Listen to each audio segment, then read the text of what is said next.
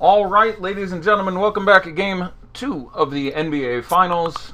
Super excited to be here alongside my co-host, clearly the MVP of Friday Night Show, did not screw up the audio, gave excellent analysis, had himself an excellent night on Friday night. I am talking, of course, about the opportunity to talk about basketball with me for an hour. Anything else good happened to you Friday night, Rimpack? I would actually say that happened Thursday night, but Thursday? yeah. Jeez, see, look at that. That's 2 shows in a row just dead from the beginning. Thursday night was a great night, and a lot of people who congratulated me. Thank you so much. I really appreciate it. It's been a long grind, and it's nice to be on top, and it's a very sweet feeling, and it's very exciting. And it happened on the finals, happened on the day I hosted the show, so I'm excited to talk about Game 2. Yeah, he's being a little modest there. Rinpack took down a little bit over 50K. And again, I ran a Periscope to talk about it for a little while, but always exciting to see people grind it up and do it the right way and really put in the time and hoarded some satellite tickets, which is something I've talked about as a key strategy because the overlay evident there, and just spent 6 hours that day and spoke with me for a total of 3 hours and has just put in the time. And eventually, if you do it the right way, it is still beatable. And he's the fourth or fifth person this year to hit 25, 40, 50, 60, or 100K, who previously was running on a pretty small bankroll and then gets to really expand and try to, make a living out of it, or at least, try to spike a huge number. So it's personally super exciting for me. Not to mention that I consider Rinpack a close friend, and he attended my wedding, and I make sure to visit him as my first destination whenever I go to Chicago. So super exciting for him, and for everyone who gave me why do you have this guy on the show? That's what I have for all of you. That worked out pretty damn well. So let's talk about it. I was fairly ambivalent on Siakam. I was absolutely fine with playing him. I expected him to be guarded almost exclusively to a significant extent by Draymond, which is never a good thing for a guy. But as you mentioned, both you and I rewatched the show. We do a little post-game ourselves, not unlike basketball players, always trying to improve. And both you and I were both fine with Siakam at captain. People asked it, and both of us were like, yeah, I think that's just great. And the upside is there. The ownership was going to be low enough. He was only in the low to mid 20s, depending on which contest and what site you're working out. So that worked out. But outside of that, which I'll give myself a pass for to a certain extent, being ambivalent on, it went really about as expected. Game 1 went, I thought the Raptors would win. I thought if the Raptors would win, they would come in under. That didn't happen. So that's fair. It came in on the over. But I said I expected Van Vliet to get, significantly the most minutes of the reserves. That came to pass. Just generally the way the game flowed went about according to plan. Most people performed in the range of expectation. But want to get in there and we're going to go through every player, talk about everyone of fantasy relevance tonight. You're the man. This is your show now. Where do you want to start? So I want to talk about the top dogs in Kawhi and Steph, and what you expect them how to perform or bounce back maybe for Kawhi. Kawhi maybe underperformed a little bit in terms of how he's been performing throughout the playoffs. I mean, that was due to happen. They're playing Golden State. They do a good job of just locking down, and they kind of had the mindset of we're going to try to lock down Kawhi and Kyle Lowry and let the others beat us. And they had Siakam beat them, and Draymond came in right away after the press conference. He was kind of shook by it. If you heard his post game, he was like, "Yeah, I need to take him out of the series at the end." So their focuses are obviously trying to lock down Kawhi. Steph is going to play his 40 minutes. Fred VanVleet, the story of Second Spectrum, that they had only let Steph score 2 points on 29 possessions. So if Nick Nurse knows that, he's probably going to run him out again. Like you said, you called it from the get-go. He's going to play almost 30 or more minutes, and he did that, and he played really, really well. The Van Vliet thing, I had a couple interesting Twitter debates on the subject where people are like, why would you use Van Vliet on Steph? And like most members of this Raptors team, Van Vliet is a good defender and a little underrated as a defender. But he's one of the best guys in the NBA at getting 3 screens and slipping 3 screens over just sticking with his guy. A lot to unpack there, what you just said, because we're talking about Pascal and Draymond and Steph. But let's talk about Steph and VanVleet first there.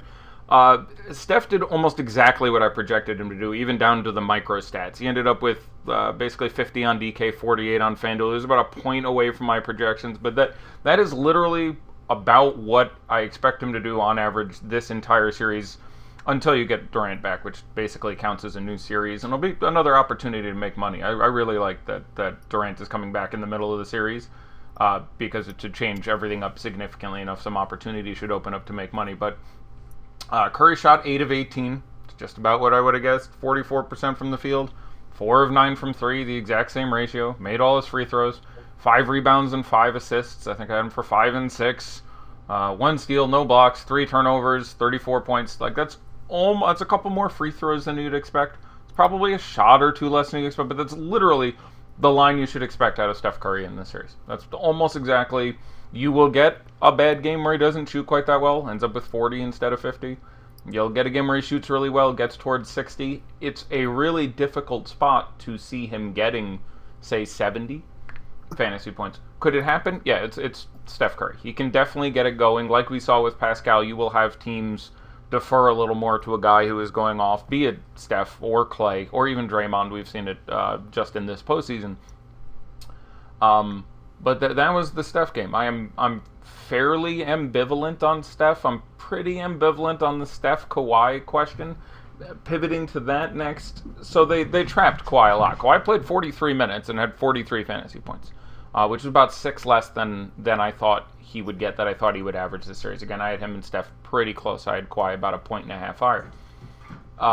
But shot only 5 of 14, but deferred a lot, got 5 dimes, which is actually pretty significant for him. He's not a guy who picks up a lot of assists. 8 rebounds, a steal, only 2 turnovers, played smart. So there's a lot you can take away from this when you're talking about playing Kawhi today.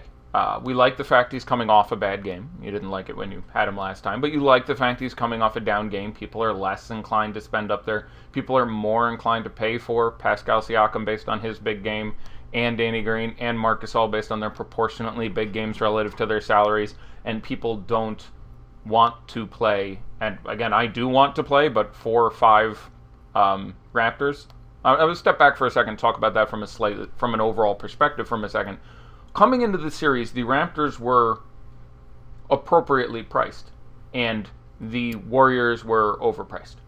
Just because these things basically work on algorithms that take your previous performance, be it over the course of a year.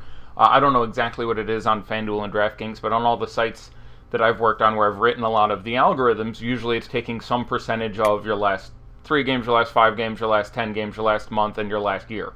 Maybe balanced by some sort of anything else, but usually that's it. And then there's, opposing rankings where how well they do defensively and so on and so forth. But the Warriors were coming off a series where some of them were missing for parts of the series, which boosted the individual performance of some of the other guys on the team, and playing Portland, who is, I'll be generous, an average NBA defense. But with Nurkic out of there especially, you ended up getting slightly swollen prices on certainly Steph Curry, certainly Draymond Green. And the Raptors had been through, a couple somewhat difficult defensive matchups, but certainly much harder matchups than the Trailblazers. And in Game 1 and again in Game 2, because the salaries really haven't changed that much, I'll say exactly what I said. I'm a much bigger fan of playing Raptors in general than I am playing Warriors. Game 1, the best possible lineups on FanDuel was 4 Raptors and a Warrior. On DraftKings was 4 Raptors and 2 Warriors. If I'm building one lineup, I imagine I would land there pretty frequently. Now, obviously this is an abstraction, and when you're talking about a value guy, which team they're on is far less relevant, but it's based on the fact that the prices are slightly tilted for that reason in my estimation, and the fact that Toronto is still an underrated defense for how well they've played. They have played through these playoffs as better defensive rating than any team in the NBA over the course of the entire year, while going through the 76ers and the Bucks, which are a couple very, very good offensive teams. So, I mean, they've really brought the defense around at the best possible time there, and just all those factors make me a little more excited to play guys on the Raptors than the Warriors in general. And that does come back to if I'm building one lineup and they're exactly the same price, yeah, I'm a little more excited to play Kawhi Leonard than Steph Curry for a few reasons. One, I think I'll have less Pascal Siakam than most people. Obviously, it can go extremely well for him. We saw that. It's funny when we get talking about Pascal Siakam and talking about Steph Curry, because they were involved in a couple of the more one-sided defensive matchups that you would see. Usually in the modern NBA, especially with people switching so much, there is, over the course of a game, it's rare to see someone who has a primary defender of more than, say, 50% of the time with another player. So, for example, if we look at who was guarded by whom for how much during the first game, and I look at, I don't know, what's a good example? Let's look at Kyle Lowry, who I like quite a bit tonight. Kyle Lowry had as a primary defender the most. Klay Thompson with 23 possessions. Second was Steph Curry with 13. Third was Andre Iguodala with 10. Fourth was Sean Livingston with 8. Fifth was Draymond Green with 8. So that's obviously spread all over the place. And Klay Thompson, who had him more than anyone else, still had him about 30 to 35% of his possessions. So there's almost very little you can take away from it other than... and it's something like that when you're talking about... people were asking me who guarded Draymond, and I'm like, it doesn't matter that much whether he's running into Kawhi Leonard or Pascal Siakam or whomever, and I'll happily discuss those numbers. Draymond saw 30 possessions of Kawhi for number one and 25 of Pascal for number two.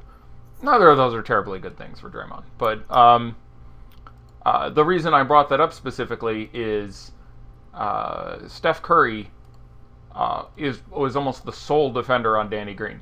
Steph Curry defended Danny Green 31 possessions. Number 2 was Draymond with 7. Number 3 was Jonas Jerebko with 5, which is one of the reasons why I hear things I've heard today that I think are wrong. One, Danny Green's just shit and happened to have a good game, and that's sort of a flash in the pan performance. No, it's a very good spot for Danny Green. He has the best matchup of the offense versus defense all the time and was guarded by Steph Curry on 65% of the possessions in that game. And that's as good as you're going to do in this series. Steph is not a dreadful defender, but there's no dreadful defenders in this entire series. So that's as good as you're going to do. So it is relative to the other guys on the team, and the team knows this, a really good spot for him. He scored around 30 fantasy points the 2 times they played in the regular season this year as well. Admittedly, I believe Steph only played one of them, but that's one thing I would dissolve.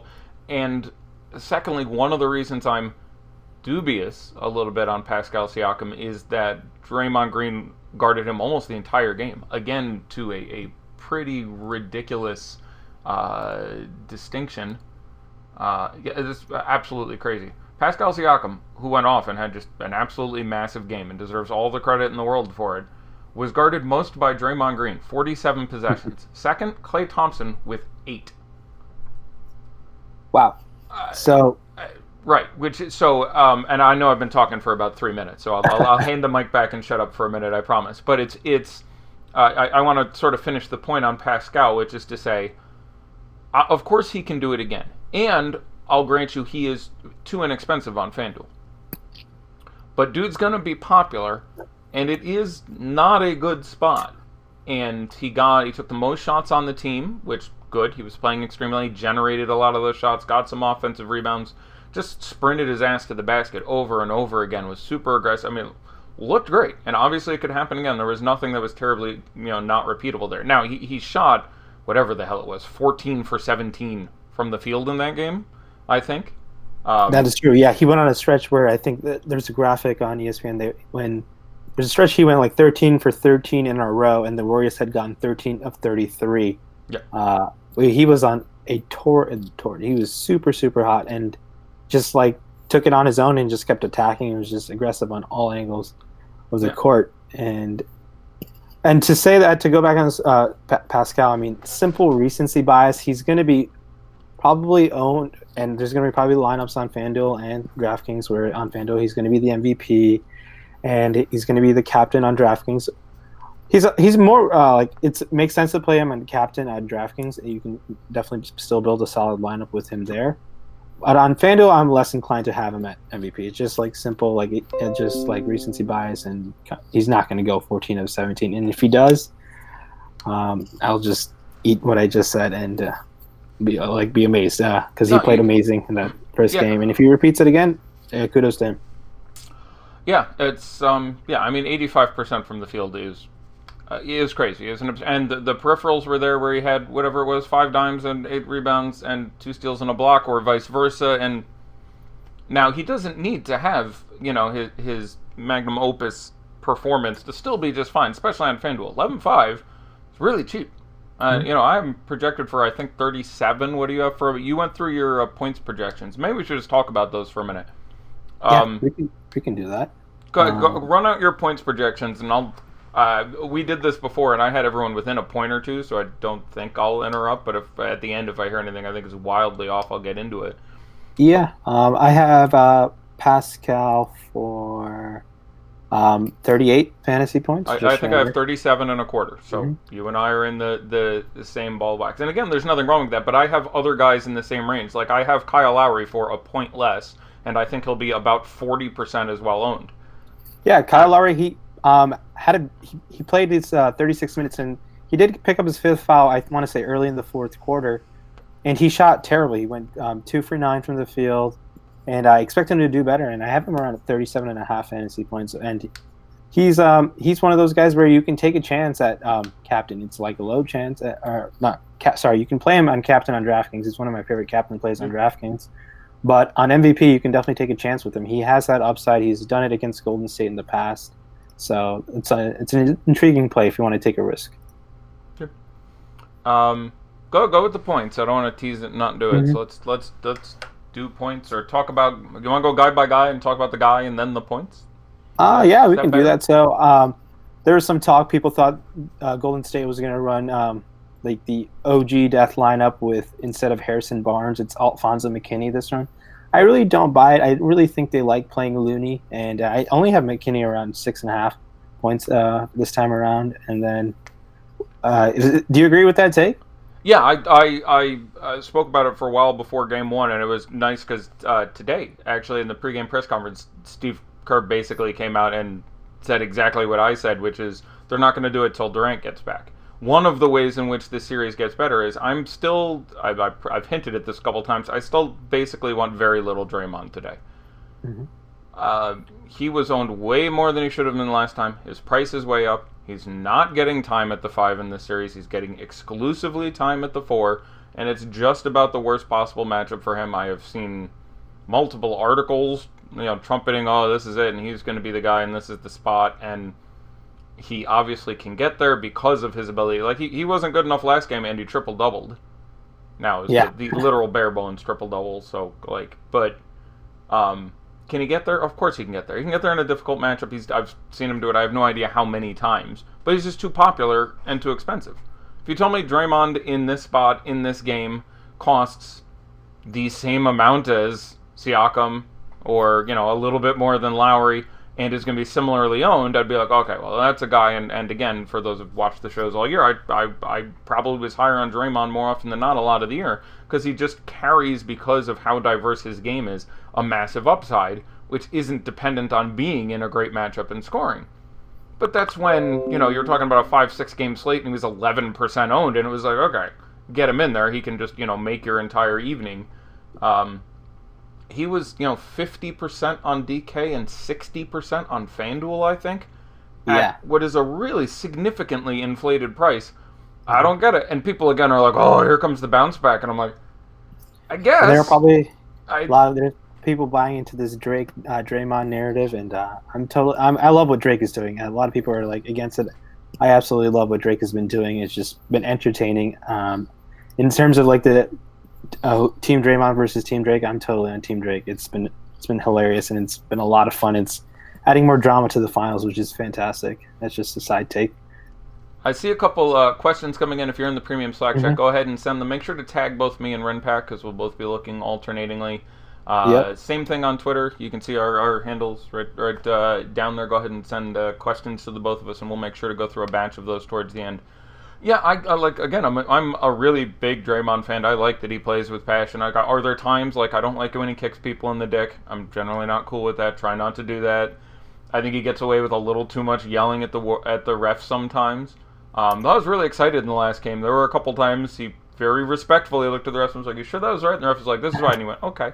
And he said, He does have 4 techs, so he has to be a little cautious. Yeah, but like he said before the series, there were a lot of games where I was doing more whining than playing, and I'm sure that's annoying as hell. All right, good credit to you. Like, none of us are perfect. Like, sometimes I was annoying as hell, but I like the way the dude plays the game. But I cannot begin to tell you, the people who don't understand the difference between against Portland and against Toronto just are not paying any fucking attention. It's a night and day difference in terms of the matchup. Literally playing my JV squad versus playing the 92 Dream Team, basically. It's actually 92 Dream Team. You would have gotten a lot of Larry Bird. This might be tougher. But, anyway, this back. I want to continue on to probably in terms of price. Andre Iguodala is sub 5K on DraftKings, and it makes for a very interesting play. Also in the captaincy spot, because it opens up a lot of flexibility with your roster. And I'm pretty sure he was a game time, or he had probably had your Mark of Kane with the game time decision for the most of the day until he just got ruled in that he's starting. And if he's starting, I expect him to play his 34 minutes. And I really like the roster flexibility it opens up with Iguodala at captain, and I'm really intrigued on that build on DK. Other hand, on FanDuel, I think he is 9.5. I could be wrong. He's not as doesn't make the roster as something that appealing. Yeah, and he's 9 flat on FanDuel. On FanDuel, they literally dropped him 500, raised DeMarcus Cousins $3,000, and didn't change anything else. Almost like they basically did not change salaries, excepting those couple guys. Danny Green is still sitting at his 6,500. Fred's still at 8.5. Basically, no one else changed. True, and so we can still continue. So I have him around just under 24 fantasy points, but the upside is there. We've seen it in these playoffs, but this matchup is obviously a bit tougher. And I like him at captain along with Kyle Lowry. Those are probably my 2 favorite captain builds in terms of being a little different. I'm sure there will be a lot of Siakam at captain just because, like I said, recency bias. And then I can continue. I have Danny Green just a shade under 20. He's going to play almost his 31 minutes is about what I have him at. And on FanDuel at 6.5, yeah, he's probably my favorite value play, hands down. He's opens things up top if you want the jam in the studs, and he got there for me, and I think he can definitely do that again on FanDuel. So, all right. So, yeah, let me, yes, he was obviously part of your 50K lineup there. And again, so let me respond to all of that. Spoke about Danny Green. I still like Danny Green. It's a good spot for him. Now, he can fail abjectly in good spots. He had good spots several times in the playoffs where I was like, I like Danny Green tonight. He's going to get the best possible matchup, and he'd shoot 2 for 5 and have 11 fantasy points. Like that is very well in the tank. Don't misunderstand me. But looking for environments where you can get 30 plus. And again, he had 22, whatever, 24, whatever the hell it was, but he's 500 over the minimum on FanDuel. They want him in there. His ownership will still be lower than it should be, so I'm a pretty big Danny Green fan still. Iguodala, I think we need to talk about his injury for a little. Okay. Like, I'm aware he is not on the injury report. Mm-hmm. I will assume somehow he feels 100%, which would be weird for me, but it's happened to me where I had a quad tighten up or something, and I go off the court, and 48 hours later I feel fine, let alone 72 hours.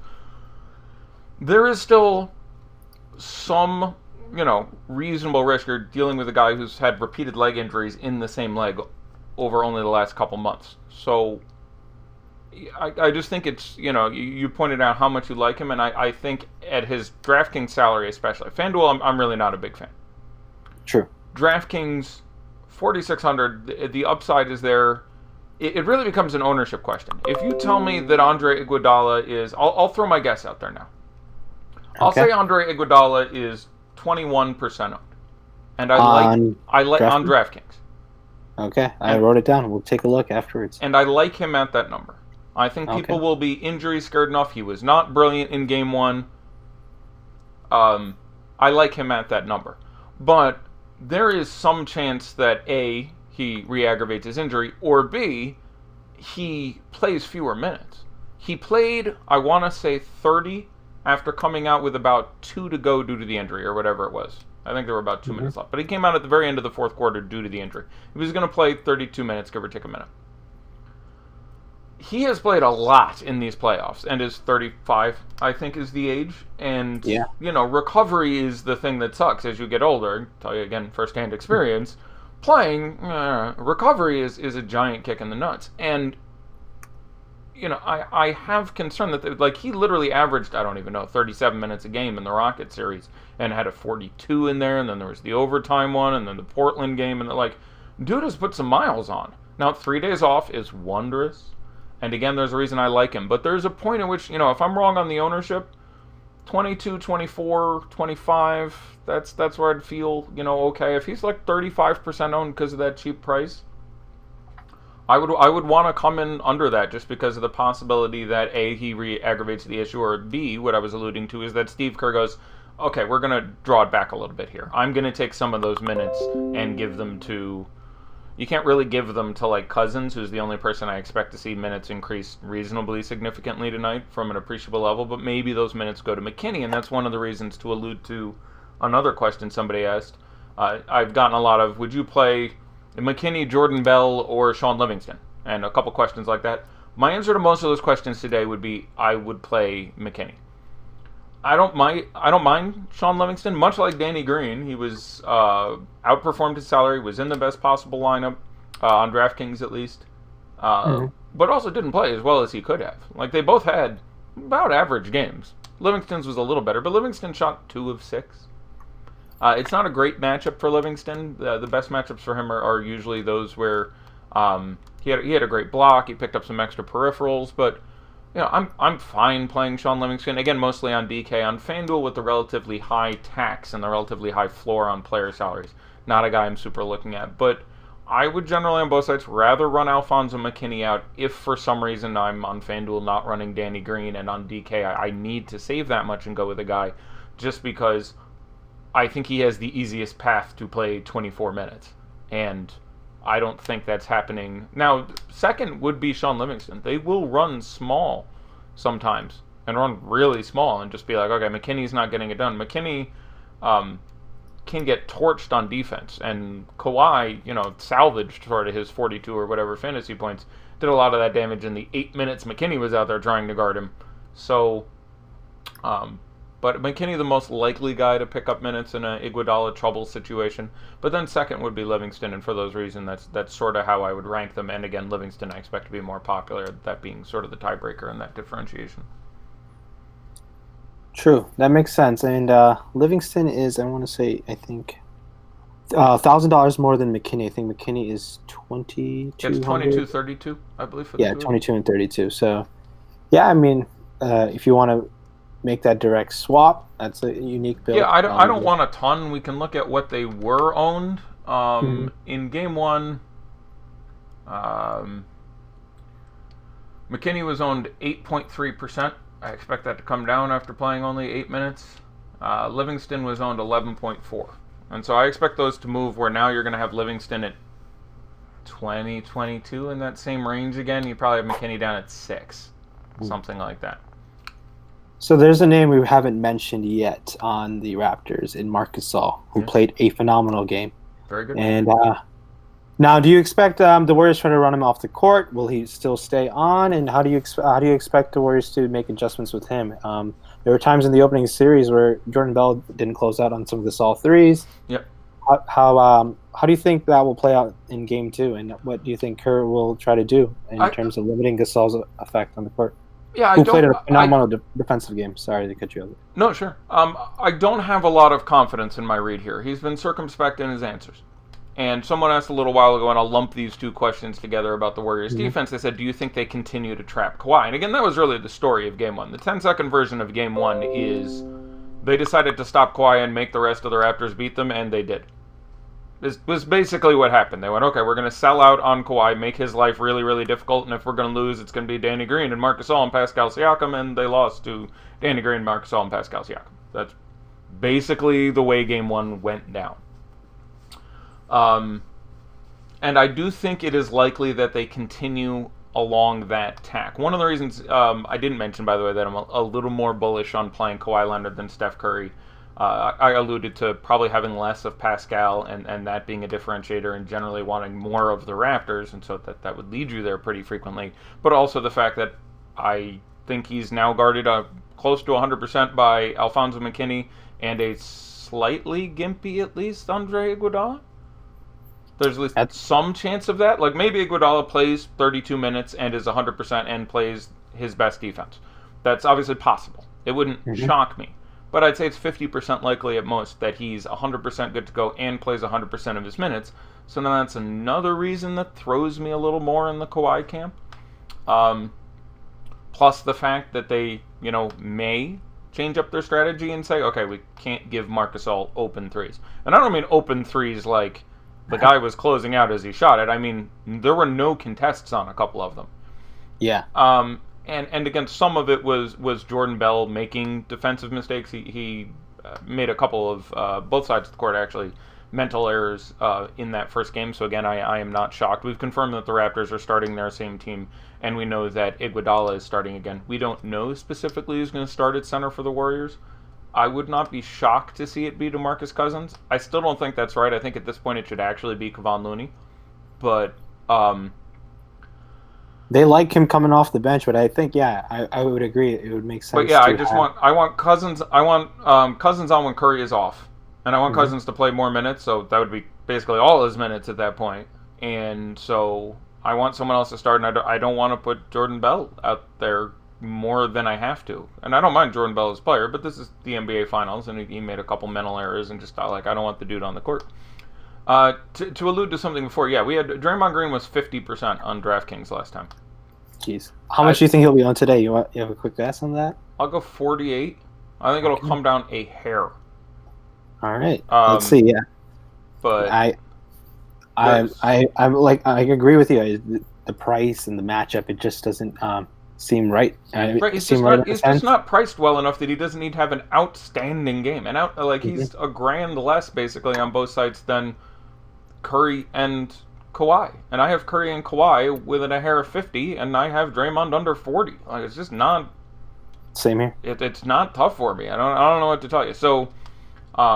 It's going to be very interesting when Durant gets back. But so on DraftKings, who would be your highest owned captain? My highest owned captain, for me, it would be Lowry and Kawhi. Pretty significant. I imagine I would split it up pretty well. I have a feeling, but my top three would be Lowry, Kawhi, Curry. I think. For me, it's Kyle Lowry. I really like the price, and he still makes me get in the studs I want with him, and you can take some risks also if you want to add in some more. And then like you, I like Kawhi as well, but Kyle Lowry is definitely my top owned captain on DraftKings for sure. Yeah, I mean, again, when we talk about having 4 Raptors on your team, there are basically 6 playable Raptors. Again, I said I didn't think Norman Powell got a lot of court time in this series. I don't expect that to change, especially with OG Anunoby coming back. Now, Nick Nurse said specifically, I don't think I'm going to play OG Anunoby today. He didn't say won't, but he said it seemed unlikely. So we can safely say he's not going to play meaningful minutes. But last game we saw, whatever it was, 5 out of Powell, 7 or 8 out of McCaw, 17 out of Ibaka, and then the 6 guys that we're talking about here. And I think 4 of those 6 guys get there. So people who were critical of our show in Game 1, a couple of them were like, you guys really like Kyle Lowry and he didn't get there. It's like, well, I really liked all the Raptors, really, and they can't all get there. So Kawhi was a little less than I thought he'd get. He had, and even the guys who were bad, the bad guys of those Raptors were, the 3 good ones were obviously Siakam, Gasol, and Green, were essential. Kawhi was fine. You could obviously get there with him. And then he wasn't great, but 42 or whatever he ended up with is not going to completely demolish your day. And then you had Lowry, who shot 2 of 9 from the field, as you said, 1 of 5 from 3, I think it was, including some open ones. Ended with 9 dimes instead of 10. Lost some time due to foul trouble, yada, yada, yada. And ended with 29. at being underpriced, which still isn't dreadful. And then you had Van Vliet, who played brilliant defense, but didn't do an infinite amount offensively and only ended up with, I think, 19 and a half, something like that, fantasy points. But, like, none of them were dreadful. Kawhi was okay. 3 of them were great. 2 of them were a little lower than you'd expect. I don't think all 6 get there again today, but I think 4 of them are probably in your best lineup today. A lot of people are I've just seen a lot of, I'm rolling with Draymond today. I think he gets there. That's fine. Again, we've obviously talked about that in depth, but I'd still be heavier on the Raptors at their current prices. It just doesn't, the rest just doesn't make sense for me. I agree. I completely agree with you on that, Draymond. And, like, the 4-2 Raptor build is, once again, definitely in play. So that's where I have a lot of builds like that. And then I want to talk about sorry. Do we have anything to say about Clay? We haven't really alluded to him. That's the guy who I was taking a look at. So, yeah, Clay didn't have a good game. He took some weird, bad shots, very unlikely for Clay in the beginning. Yeah, he had his 21 points. I think he shot 8 of 17 from what I recall. I think that's right. But he did not play well defensively at all. It was very un-Clay-like, and I was very disappointed. I said he was going to go into kill mode. He definitely wasn't that. So I don't know how this matchup really will play out in Game 2 today, and how much, if he's going to have to start guarding Kawhi, like you said, is Iguodala limited in terms of that, and is Clay going to have to exert more of his energy on defense now? What's your take on Clay? I don't have a great one. He's always been incredibly difficult to predict. It's not a good matchup for him, but it's, again, not a good matchup for anyone on the team by any real measure. So it's you kind of have to ignore that, because all matchups are relative. So, if they're playing against a junior high team, everyone's matchup is great. If they're playing against these Raptors, everyone's matchup is kind of shitty. He was guarded most by Danny Green. They stuck on him, who did obviously a pretty good job at it. Saw a lot of Pascal and Lowry as well. He's got, all the upside in the world. It's Klay Thompson. I'm not shocked if he takes the same 17 shots today, makes 11 of them, including 8 threes, and scores 45 instead of the 29 he put down in that last game. So I think he's fine as a last piece in. He was owned, I think he was like 50% owned. I seem to recall also thinking that there was too much M. He was 51% owned in that game. But he's obviously much better priced than Curry. Someone is likely to perform from this team. So if you don't have Curry, having, Kawhi and Clay is certainly a decent way to start a lineup.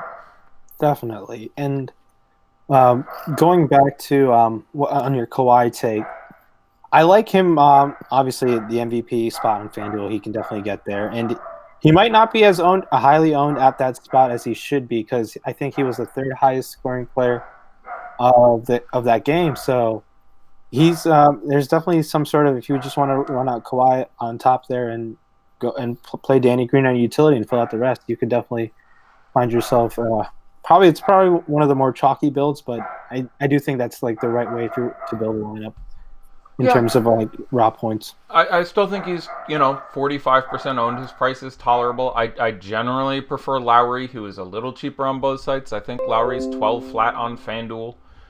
Clay is 12.5 on DK. They're like 78 and 84. I would generally rather go with Lowry, who I expect to be almost exactly the same owned. I think they're both, again, in the mid 40s to, they're both going to be in that 45% range.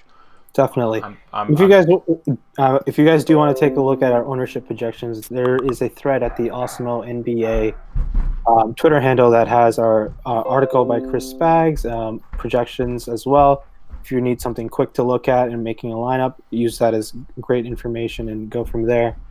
And continuing on Twitter, we are having a giveaway on the Osmo.com main handle. I think someone might have dropped a link in the YouTube chat. We're giving away free 3 months. It's a $210 value if you correctly predict the total number of points the Raptors score. So just wanted to let you guys know it's a great way to just participate, have fun watching the game along with your lineups. And someone took down their main one for the last one for the total points in that game. So make sure you guys know it's the total points the Raptors only score. A lot of people have been not reading the instructions and guessing 220, which would probably take 7 or 8 overtimes.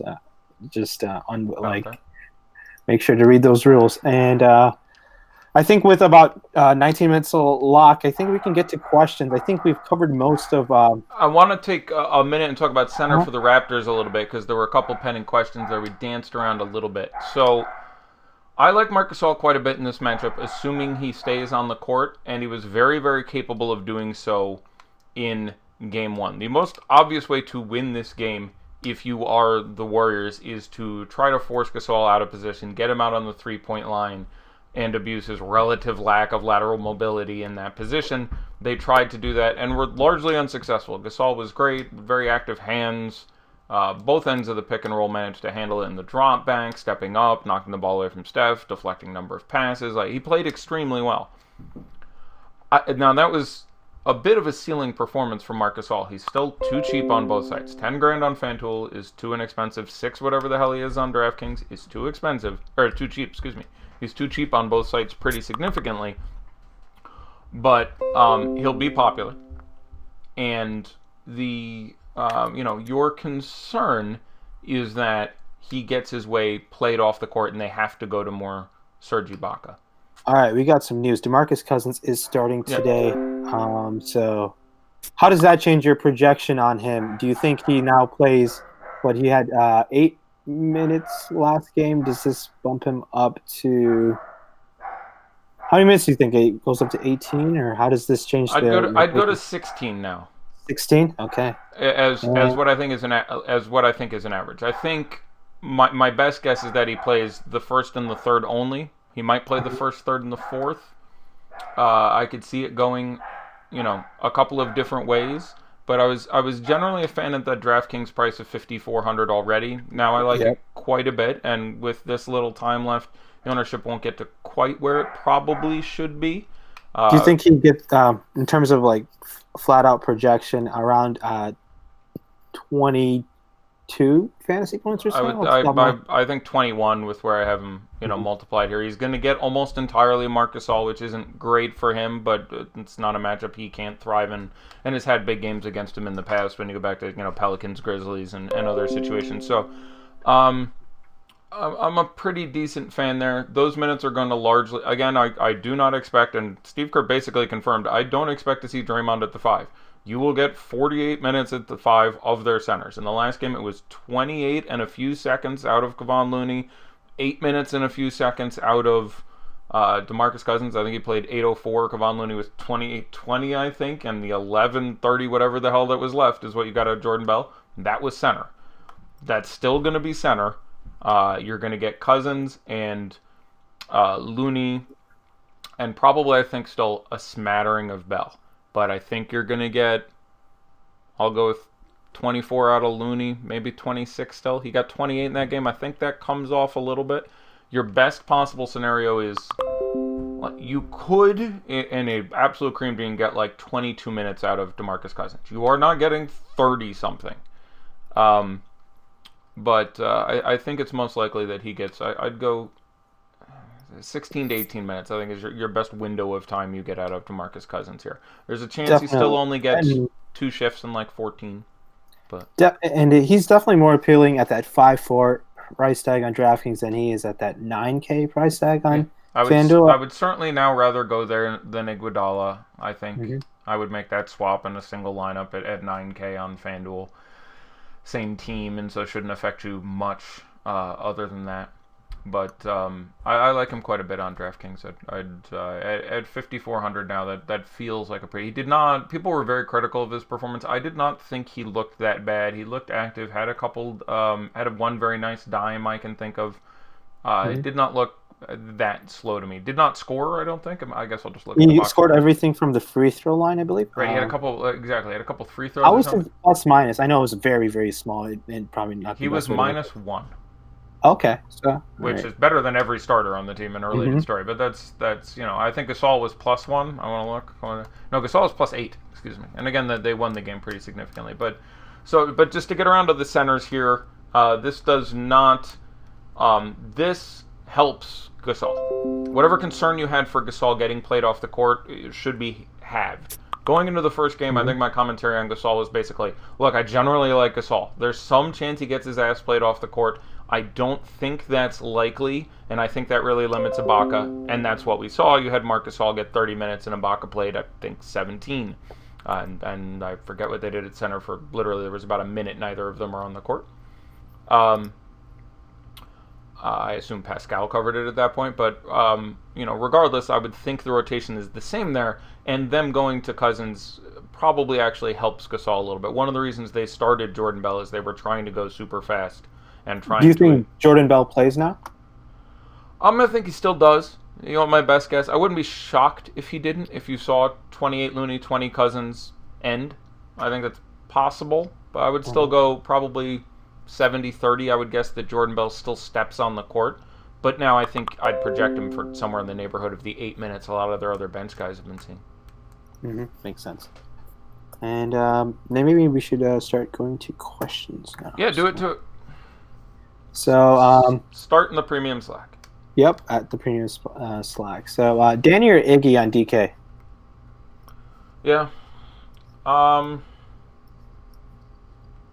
Yeah, that's tough. I will have to stick with my guns and say Danny Green. Okay, I like Iguodala, but it'll be interesting to see how that plays out. I mean, Danny Green is $100. It's really not like I can see a world where there's 20% Iggy and 40% Danny Green, and at that point I would like Iggy too. I don't know if it comes down that much. It's really a tough guessing game where neither of the sites have him marked as in any way limited. He's not in any way limited. What percentage of people knew about the injury, remember it, or concerned about it after 3 days, and how does that limit his ownership? I think I'm going to still stick with Danny Green. But is Boogie viable at captain? I think he's very viable at captain. Any takes on the over-under or the spread? So I saw it open as a pick'em and it went to Raptors -2. I'm not really sure. Opened as a pick'em, but no, I don't have a strong take, and I don't want to generate one for the sake of Van Vliet or Danny Green, or more cash left on the table. So it's Van Vliet or Danny Green. I would probably go with Van Vliet. Okay. Danny Green was, in the winning lineups, and that really matters. People look at the top of the leaderboard, and I have him projected for almost the same minutes, and I think I actually have Van Vliet projected for more raw points. So I think Van Vliet I have scoring more and owned less. So that's a pretty easy one for me in one lineup. I like Danny Green and again, FanDuel, you're spending like $2,000 more, I think, on Van Vliet. But someone is asking us about thoughts on Ibaka. Yeah, I mean, I think Ibaka is viable in a tournament. I prefer him on FanDuel because of the scoring, the existence of Boogie now on DK, other things of that nature. He's perfectly viable in a tournament. Yeah, I'd rather play him on DK than FanDuel. He's viable on both of them. I would not have a ton, but I like him less than I did before we found out Boogie was starting, which ends up, among other things, being a little bit of a feather for Gasol. Do you think the Warriors continue to trap Kawhi? I'd assume so. I don't know. I think that's the most likely conclusion. They look at that first game.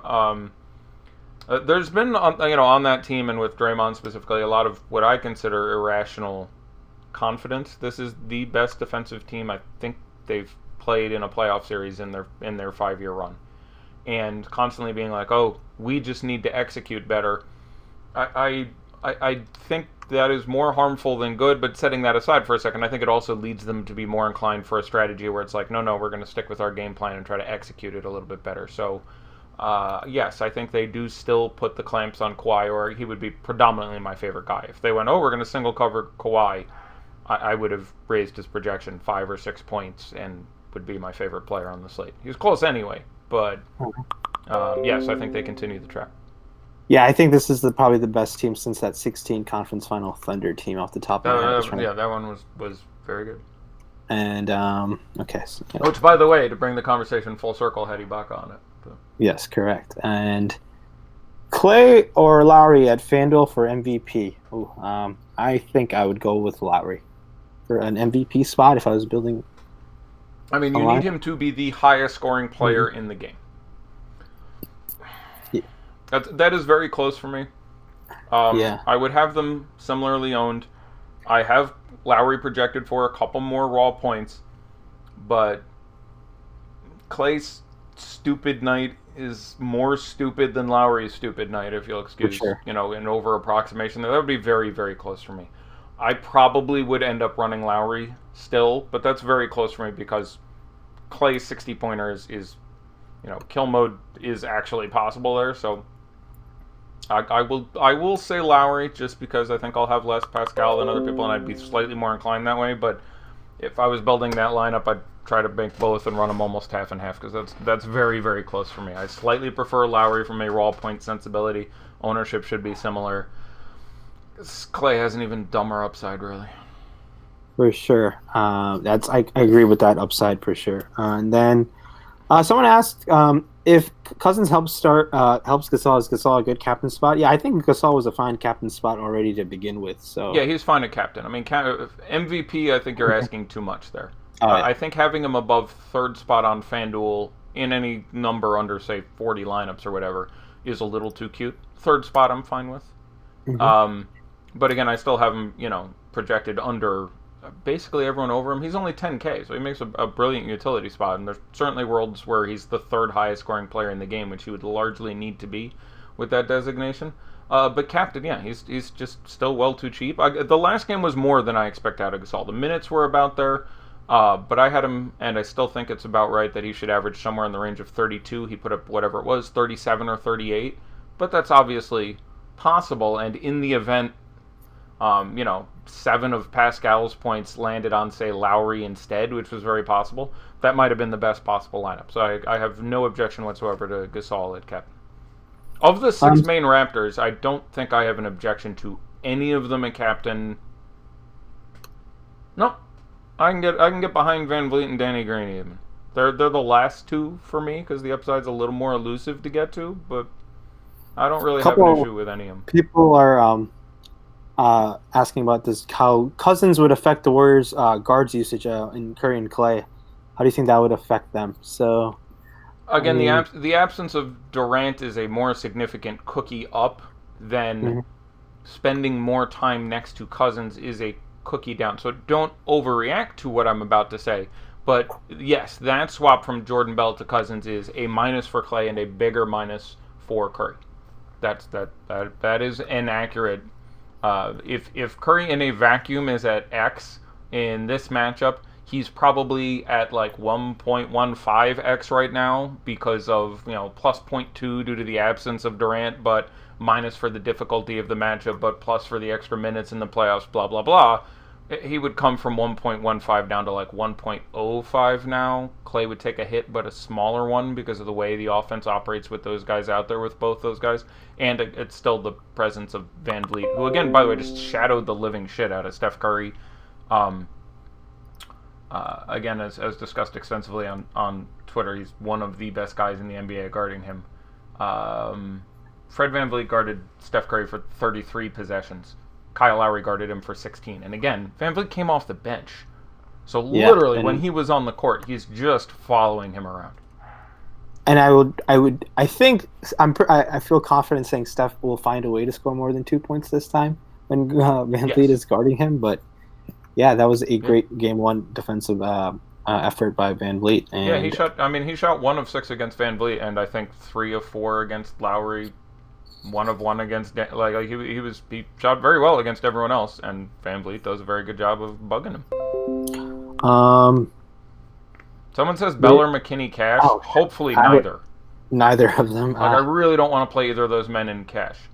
I'm pretty sure McKinney will play. Speaking of McKinney, if you played him in that MVP spot on FanDuel, I don't know how many people played him, but he did hit that last 3, and they're doing 10K this time. So who did? McKinney hit the last 3 in the game. That's a funny extra wrinkle. More questions. Someone asked, any effect on McKinney minutes with Cousins starting? No, unrelated. And I am going to go to the YouTube chat. Premium Slack, you're more than welcome to, if you have more questions, tag me in them. If I missed them, feel free to re-tag me. I'm going to the YouTube chat right now. Any quick pick who wins today as I load up the YouTube chat? I will pick the Raptors again. I think they get 2 at home. I picked them to win the series, and they really need both of these. Someone asked Danny Green or Cousins. I want to say Cousins. If he ends up playing somehow on the upside of 24 minutes, can get us up until. Yeah, I'm ambivalent. I expect the ownership to actually end up being pretty similar. Do you think Steph Do you think Steph and Kawhi are in the winning lineup? It's definitely possible on FanDuel. You can do that and Danny Green. So Yes, on FanDuel, I do think it is greater than 50% likelihood. Certainly on FanDuel. DraftKings, I'll still take yes. Closer for me. I would say the odds on FanDuel, I would put it somewhere in the 75 to 80% range. On DK, I'd probably drop it down closer to 55. But I think it's more likely than not still on DK. Captain Clay and Iggy or Captain Gasol and Boogie? I'd play Captain Gasol and Boogie, I think. Okay. Yeah, I think I'd go with Gasol and Boogie as well, especially with the late news on... Will Bogut play? No, I don't think Bogut will play. There's almost now no chance Bogut plays. Yeah. Like, you would need something really weird to happen at that point. Like, at the start of the day, I would have put the number at 10%. Now I'd put it at 5%. It's not possible. Like, Bell didn't look great. He could pick up those minutes. But it'd be really weird for Bogut to see more than, 8 minutes. So you need a lot to go right with that pick. He's $1,400. But you need a lot to go right. I agree with that. And Siakam or Lowry on FanDuel? Well, it's close for me. I have them.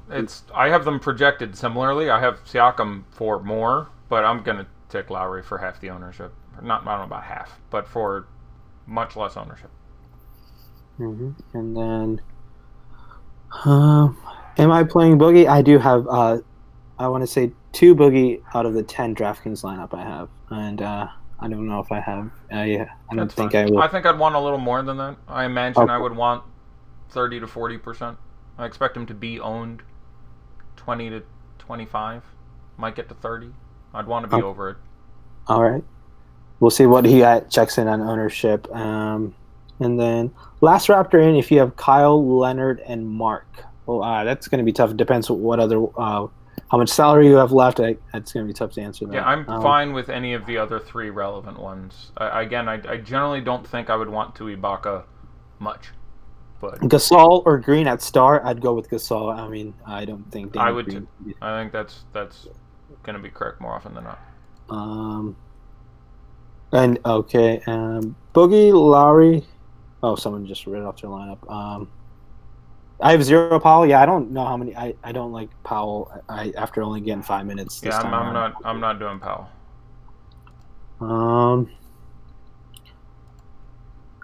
That's we're a minute away from lock. Yeah, we're only a couple seconds actually. I think I answered most of the questions. So basically every contest filled. I just ticked to 8 o'clock. Wow. Yeah, no, they filled a big DraftKings one. They ran a 250K to first. FanDuel had a 200, then 75 to second. Well, I think DK was 250, then 150. I could be wrong. Yeah, they had $1.25 million. I saw was the DK California versus Canada or some. We'll keep trying to give things good names and fail something. Yeah, so it was another game, another different starting Warrior center. Welcome to Steve Kerr. They've been we've seen them all. You could get Damian Jones again. Like that's the thing where even if they go away from Bell, in those 8, 10, 12 minutes they have to spare after Looney, after Cousins, I don't know if Bogut's ahead of Damian Jones at this point. So, since it's locked, what's both of your favorite DraftKings lines? Let's see. I think my favorite one. Well, let's do it. I want to do ownership game first. Let's do ownership. Yeah. Let's do ownership game. What was the two the big one was the 250K to first, the Canada Clash, California versus Canada Clash. Okay. Sounds good.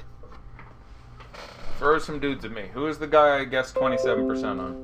You guessed 21 on Iggy. Let's pull this up. California Clash. Is there a way to download this, the whole thing? I don't know. He's going to end up being more than that.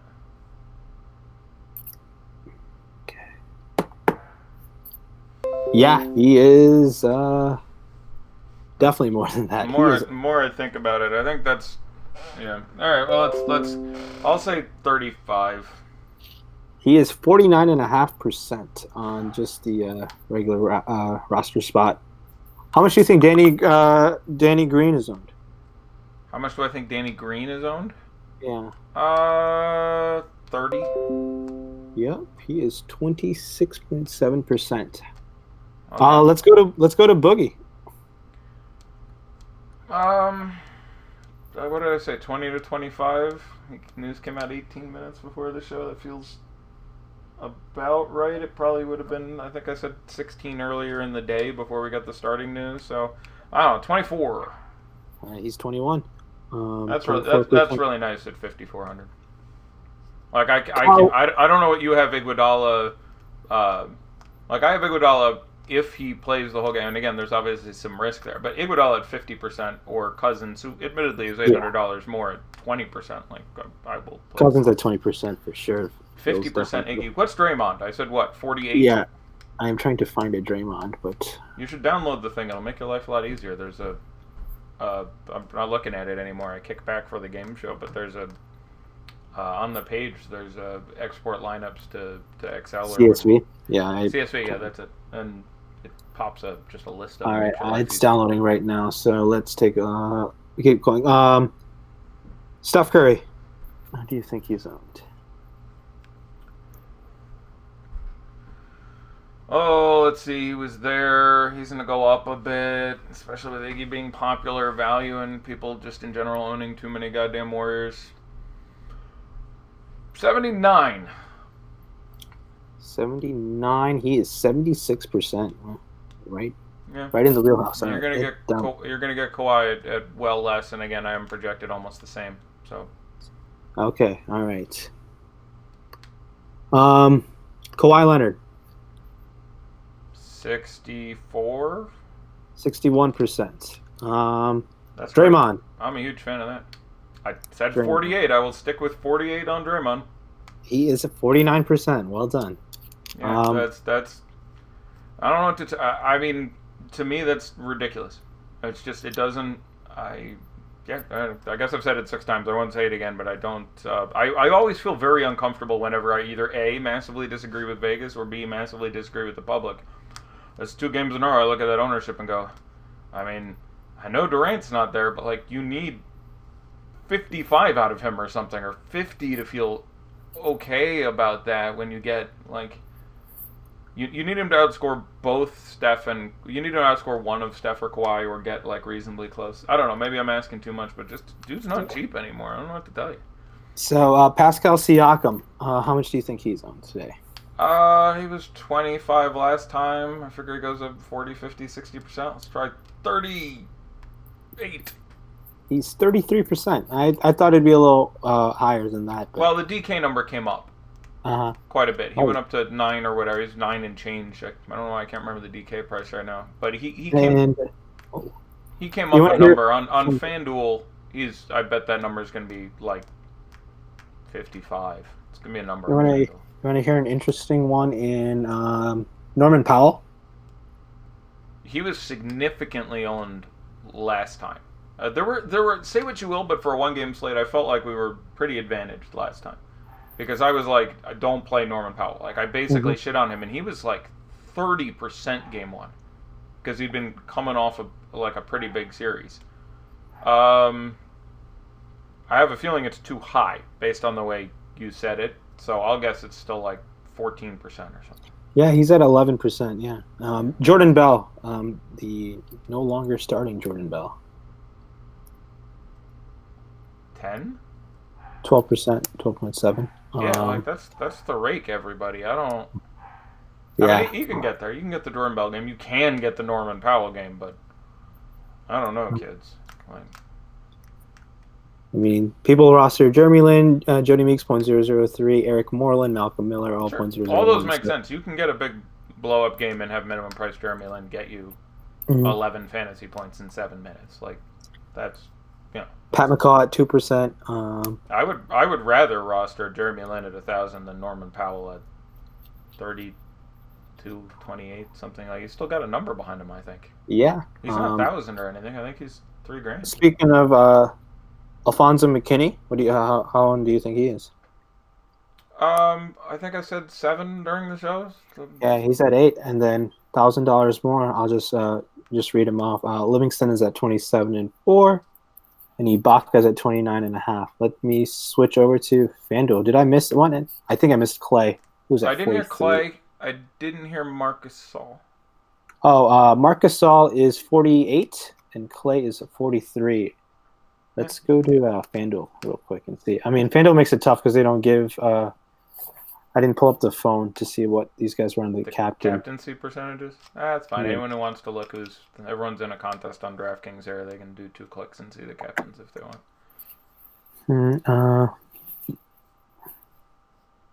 Someone asked what the ideal. Since we're done with DraftKings, let me go back to the DraftKings page. Someone said, "What was your ideal DK lineup?" I had Captain Kawhi, Cousins, Green, Lowry, Thompson, and Van Vliet. So, that was all 3 Raptors guards. Again, this is what I threw together in 3 minutes, 90 minutes ago or whatever. But it has all 3 Raptors guards, which doesn't feel impossible, but a little bit dicey. So I'm not thrilled with that part of it. But no Draymond, 2 Warriors, 4 Raptors, no Steph, with Clay, with Cousins, Kawhi captain. I think it's as good as anything else you're gonna throw out there. Yeah, no, I like that lineup. It's especially and seeing like if Cousins ends up playing I think we said 8. You said 16. I was at 18. 16 to 18 is yeah. I don't see him playing any more than 22. Just because based on what Kerr has said and how he looks. I believe your best possible hope really is 24 for him and 24 for Looney. Mm-hmm. I don't think they play anyone else at the 5, but those 2 guys and maybe again a scotch of whatever Bell, Jones, Bogut, whatever the hell they throw in there. And I think it's more likely that you get Looney's time, Bogut's time, and a little bit of one of those guys than just those 2 guys. But best you could hope for would be 24 minutes is sort of the nutty there. For sure. Switching over to FanDuel, I'll just read off. Kawhi is 67. Curry is 79. Yeah, Siakam. I haven't projected about the same again. Yeah. And I had Kawhi just a tad higher than Curry in terms of raw points straight up, but obviously there's a $500 price difference. Sure. What is Siakam there? He is 11.5, and he's at 58%. Yeah, I said 55. We were talking. I said because you asked what he was on DraftKings, and I was like on FanDuel. I think he'll be like 55. So yeah, I'm not surprised. He was a monster game 1, and I like Kyle Lowry at 26.5. I like where that checks in. I like him again. I hope he doesn't get in foul trouble. How much was Lowry on DK? I don't think you said that one. I said I thought it'd be mid 40s. I think that still feels about right. But you didn't tell me Lowry on DraftKings. I don't think. I think he was 48%. I'm pretty sure. Okay. Yeah. Moving on then. Yep. That's about as expected. Mm-hmm. And then let's go. Let's see if someone. A quick lineup that has Cousins. Danny Green is 42% at 6.5, who I thought was my favorite value in terms of in the utility. Seemed like a good play. Yeah, it's going to be my favorite salary saver on FanDuel. I still think he gets his 30 minutes. Iguodala is 19%, and then Ibaka is 15%. What's Cousins on FanDuel at his 9K? Trying to find a Cousins. So. It's always a good sign if you have some. All right, I think they are starting. We should let everyone watch it again. Yep. Thank you once again. I think we covered a lot of it, and we'll see how I like the Warriors to win tonight. I think they bounce back. So that's my take. And wouldn't shock me. I mean, I think I agree. A 2-point line is about correct. If I thought it was off by more than a point, I would have made a betting pick, and I didn't. So with a 2-point line, I do like the Raptors to win the game, but that would be 56% of the time or something. So, I am in no way shocked to see Golden State pull out a W. Yeah. So, and I'm really interested in seeing how good Boogie looks, and If Raptors go up 2-0, do you think Kevin Durant will do his best to get back for Game 3? Obviously, he doesn't control that. The team doctors I do. think he's going to do his best to come back for Game 3 regardless. Like, I don't think it will change much. I think Iguodala being out, it would actually have been more of a... Like, this team doesn't have real issues the more Alfonso McKinney and Jonas Jerebko. I mean, they gutted the bench to get Durant, and that's, ironic in this situation. But, I found that to be the more relevant differentiator there. Yeah. So, any final takes? Great to have you on the show again. Again, thrilled for your success. Let's send me a tweet later, whoever makes the 50K, 100K tonight, and let's go Raptors. Let's get another bad Draymond game. Let's yada yada yada. Let's definitely in for another bad Draymond game. I'll tell you that. But thank you once again. I really appreciate being on, and looking forward to the game and being on next time. All right. Well, that is it, everybody. We will see you again 3 more days this coming Wednesday. Until then, enjoy your WNBA if you're playing that, and good luck, everyone. Good night.